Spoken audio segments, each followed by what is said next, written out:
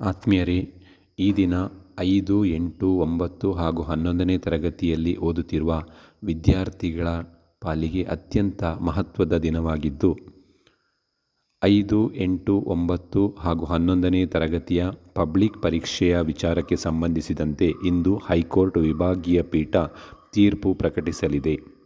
ನ್ಯಾಯಮೂರ್ತಿ ಕೆ. ಸೋಮಶೇಖರ್, ರಾಜೇಶ್ ರೈ ಇವರ ಹೈಕೋರ್ಟ್ ವಿಭಾಗೀಯ ಪೀಠ ತೀರ್ಪು ಪ್ರಕಟಿಸಲಿದ್ದು, ಸರ್ಕಾರದ ಮೇಲ್ಮನವಿ ಸಂಬಂಧ ಹೈಕೋರ್ಟ್ ವಿಚಾರಣೆ ನಡೆಸಿ ತೀರ್ಪು ಕಾಯ್ದಿರಿಸಿತ್ತು.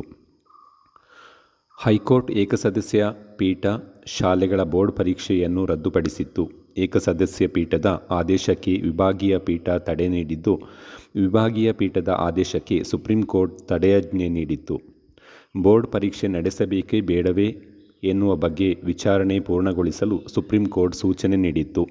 ವಾದ ಪ್ರತಿವಾದವನ್ನು ಆಲಿಸಿದ ವಿಭಾಗೀಯ ಪೀಠ ತೀರ್ಪು ಕಾಯ್ದಿರಿಸಿದ್ದು, ಬೋರ್ಡ್ ಪರೀಕ್ಷೆ ನಡೆಸಬೇಕೇ ಅಥವಾ ಶಾಲಾ ಹಂತದಲ್ಲೇ ಪರೀಕ್ಷೆ ನಡೆಸಬೇಕೇ ಎಂಬುದರ ಕುರಿತಾಗಿ ಇಂದು ಬೆಳಗ್ಗೆ 10:30ಕ್ಕೆ ಸರಿಯಾಗಿ ಹೈಕೋರ್ಟ್ ತನ್ನ ತೀರ್ಪನ್ನು ಪ್ರಕಟಿಸಲಿದೆ.